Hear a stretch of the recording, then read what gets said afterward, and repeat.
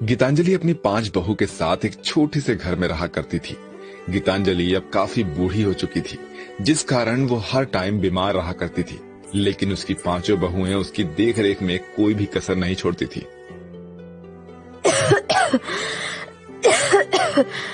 माँ जी आराम से, ये लीजिए पानी पीजिए। बस सौम्या बहू। माँ जी ये दलिया खा लीजिए। नहीं बहू, मेरा कुछ खाने का मन नहीं कर रहा है। माँ जी अगर आप कुछ खाएंगी नहीं तो हम आपको दवाई कैसे देंगे? अब क्या ठीक होना, उम्र हो चुकी है मेरी, ना जाने कब ऊपर वाले का बुलावा आ जाए। मुझे तो इस बात की सबसे ज्यादा फिक्र है। अगले हफ्ते छठ पूजा है। हर साल मैं छठ पूजा का व्रत रखती थी, लेकिन इस साल कैसे रखूं? तो माँ जी आप अगले साल व्रत रख लीजिएगा। लेकिन बहू ऐसा नहीं होता है, मैंने शुरू से ही छठ मैया का व्रत रखा है और अगर इस साल नहीं रखूंगी तो मन बेचैन रहेगा। माँ जी अगर छठ पूजा का व्रत रखना इतना ज्यादा ही जरूरी है तो इस साल आपकी जगह हम 5 छठ मैया का व्रत रखेंगे। लेकिन बहू छठ पूजा का व्रत रखना इतना भी आसान नहीं है, ये पूरे 36 घंटे का व्रत होता है। माँ जी चाहे ये व्रत कितना भी कठिन क्यों ना हो, लेकिन हम 5 ये व्रत रखेंगे आपके लिए। अपनी बहुओं की बात सुनकर गीतांजलि काफी ज्यादा खुश होती है। 5 बहुएं सबसे पहले मिलकर छठ पूजा में इस्तेमाल होने वाली चीजों की एक लिस्ट तैयार करती है। अरे बाप रे बाप, इतना सारा सामान! इसे खरीदने में तो हम सबके पतियों की जेब खाली हो जाएगी। घर में जो घर खर्चा के लिए पैसे रखे हुए हैं, अब उन्हीं में से हमें ये सब सामान लाना होगा। बाकी सामानों का तो मुझे नहीं पता, लेकिन ये नारियल और फल का इंतजाम हम आसानी से कर सकते हैं, वो भी बिना पैसों के। कैसे किरण? ओहो, तुम भूल गए क्या सभी? जब हम लास्ट टाइम जंगल गए थे तो वहाँ बहुत सारे नारियल के पेड़ लगे हुए थे और फलों के भी। हम चाहे तो छठ पूजा के लिए वहाँ से फल ला सकते हैं। 5 बहुएं छठ पूजा के व्रत के लिए बड़ी सी टोकरी लेकर जंगल में पहुँच जाते हैं। इस जंगल में ढेर सारे अलग अलग तरह के फल थे। साथ ही साथ 5 बहुओं को नारियल भी मिल जाते हैं। नारियल फल लेकर 5 बहुएं रात तक घर आ जाती हैं। फल और नारियल का इंतजाम कर लिया, लेकिन अब बाकी चीजों का कैसे इंतजाम करेंगे? 5 बहुएं इसी सोच में रात भर ठीक से सो नहीं पाती और अगला दिन आ जाता है। छठ पूजा में अब सिर्फ 5 दिन रह गए हैं। सभी लोग छठ पूजा की तैयारी में लग गए हैं। टोकरियां, गन्ने, पूजा का सारा सामान लोग खरीद रहे हैं और हमारे पास तो कुछ भी नहीं है। हे छठी मैया, हम पहली बार आपका व्रत रखने जा रहे हैं और कितनी सारी मुश्किलें आ रही हैं। अब इन मुश्किलों से तुम ही हमें बाहर निकालो छठी मैया। 5 बहुएं घर खर्ची के पैसों को लेकर बाजार में बाकी सामान खरीदने के लिए जाती हैं, लेकिन छठ पूजा होने की वजह से छोटी से छोटी चीज काफी ज्यादा महंगी होती है। 5 बहुएं उदास होकर जब घर आ रही होती हैं कि तभी रास्ते में उन्हें एक पड़ोसी मिलता है। अरे गगन काका, आप कुछ परेशान लग रहे हैं, सब ठीक तो है ना? अरे बिटिया, तुम लोग तो जानती हो ना कि मैंने इस साल गन्ने की खेती की थी, लेकिन गन्ने की कटाई के लिए कोई नहीं मिल रहा है। अगर समय से गन्ने नहीं कटे तो गन्ने खराब हो जाएंगे। काका, अगर आप कहे तो हम गन्ने की कटाई कर दें, बस आप इसके बदले हमें कुछ गन्ने और पैसे दे दीजिएगा। समय की बात सुनकर गगन हाँ कर देता है, जिसके बाद अब 5 बहुएं मदन के गन्ने के खेत में जाती हैं और गन्ने की कटाई करने लगती हैं। सौम्या, मानना पड़ेगा, तुम्हारा आइडिया तो बड़ा कमाल का। गन्ने की कटाई के साथ साथ गन्ने और पैसे दोनों हमें मिल रहे हैं। छठ पूजा के लिए अब 5 बहुओं के पास ढेर सारे गन्ने भी जमा हो जाते हैं, जो काफी ज्यादा थी। उसकी कटाई के बदले कुछ पैसे भी मिल जाते हैं। मुझे तो लगता है कि हम छठ पूजा का व्रत रख ही नहीं पाएंगे। क्यों शीतल, ऐसा क्यों कह रही हो? हमारे गांव में छठ पूजा के लिए जो नदी बनी है वो अभी से ही भर चुकी है। गांव के कुछ लोगों ने नदी में छठ पूजा के लिए टिकट बेचना शुरू कर दिया है। जिसके पास टिकट होगी वही नदी में जाकर छठ पूजा कर सकता है।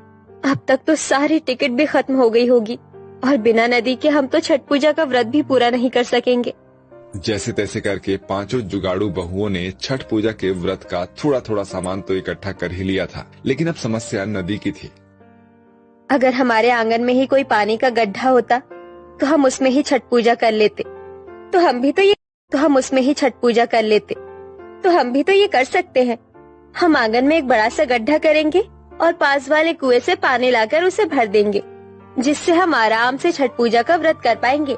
माया का ये जुगाड़ सुनने में तो बड़ा ही आसान था, लेकिन करने में उतना ही मुश्किल था। पांचों बहुएं खेत से फावड़ा, कुदाली जैसे औजार लेकर आती हैं और उनसे अपने आंगन में गड्ढा करने लगती हैं। गड्ढा करके पांचों बहुएं उस गड्ढे को पानी से भरने लगती हैं, जिसमें 3 दिन गुजर जाते हैं और अब छठ पूजा में सिर्फ एक ही दिन बचा होता है। ये देखो मैं क्या लेकर आई हूँ। ये तो गेहूं है। ये तुम कहाँ से लेकर आई? अरे वो पड़ोस वाली अवंतिका काकी है ना, उनकी कितनी तबीयत खराब थी और मैंने उनका काफी ध्यान रखा था। उसके बदले उन्होंने मुझे ये गेहूं दे दिए, लेकिन अब इस गेहूं का करेंगे क्या? शीतल, ये गेहूं तो हमारे बहुत काम आएगा। हम गेहूं से ठेकुआ बना सकते हैं और मैदे से खाजा। वैसे मुझे इससे एक और तरकीब सूझी है। गांव के सभी लोग तो छठ पूजा के व्रत पे बनने वाली मिठाई और पकवान घर में ही बनाते हैं, लेकिन शहर की औरतों के पास ना ही इतना समय होता है। हम इससे खाजा और ठेकुआ शहर में ले जाकर बेचेंगे। क्या पता इससे हमारी थोड़ी बहुत और कमाई हो जाए। पांचों बहुएं मिलकर गेहूं को अच्छे से धोकर उसके सफेद भाग को अलग कर देती हैं, जिन्हें वो घर में रखी चक्की की मदद से पीसकर मैदा बनाती हैं और बाकी के हिस्से से आटा, और आटे और मैदे से पांचों जुगाड़ू बहुएं ठेकुआ और खंजर बनाकर तैयार कर देती, जिसके बाद अब किरण और नैना उन्हें अपने शहर में ले जाकर बेचती हैं। वहीं माया, शीतल और सौम्या आंगन में खोदे हुए गड्ढे की मिट्टी से मटके वाले दिए बनाती हैं और उन्हें गांव के बाजार में बेचती हैं। चलो, कितना अच्छा हुआ कि ठेकुआ खाजा हमें बना बनाया मिल गया, वरना इस बार तो मुझे ये सब बनाना पड़ता। पांचों बहुओं की शहर और गांव में काफी अच्छी खासी कमाई हो जाती है, जिसके बाद वो लोग अपने लिए सूती की 5 नारंगी साड़ियां खरीदती हैं। गांव में होने की वजह से छोटी छोटी चीजें आसानी से मिल जाती हैं। कहीं उन्हें अदरक का पौधा मिल जाता है तो कहीं उन्हें पान के पत्ते। ऐसे ही दिन गुजर जाता है और आज छठ पूजा का पहला दिन होता है। आज छठ पूजा का पहला दिन है। हम सभी सबसे पहले स्नान करेंगे और फिर सूर्य देव की पूजा।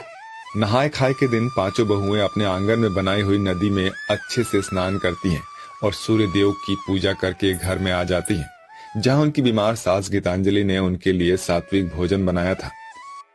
ये देखो बहू, मैंने तुम लोगों के लिए ये चावल और ये लौकी की सब्जी बनाई है। तुम पांचों छठ पूजा के लिए इतनी मेहनत कर रही हो, मैं भी तुम्हारे लिए इतना तो कर ही सकती हूँ। पांचों बहुएं सात्विक भोजन को ग्रहण करती हैं और उसके बाद फिर से अपनी बनाए हुए मटके के दिए, गन्ने, पान के पत्ते, अदरक के पौधे और बांस की टोकरियों को बेचने के लिए निकल जाती हैं। ये बांस की टोकरियां मजबूत तो है ना? गन्ने के खेत में जाती हैं और गन्ने की कटाई करने लगती हैं। सौम्या, मानना पड़ेगा, तुम्हारा आइडिया तो बड़ा कमाल का। गन्ने की कटाई के साथ साथ गन्ने और पैसे दोनों हमें मिल रहे हैं। छठ पूजा के लिए पांचों बहुओं के पास ढेर सारे गन्ने भी जमा हो जाते हैं, जो काफी ज्यादा थी। उसकी कटाई के बदले कुछ पैसे भी मिल जाते हैं। मुझे तो लगता है कि हम छठ पूजा का व्रत रख ही नहीं पाएंगे। क्यों शीतल, ऐसा क्यों कह रही हो? हमारे गांव में छठ पूजा के लिए जो नदी बनी है वो अभी से ही भर चुकी है। गांव के कुछ लोगों ने नदी में छठ पूजा के लिए टिकट बेचना शुरू कर दिया है।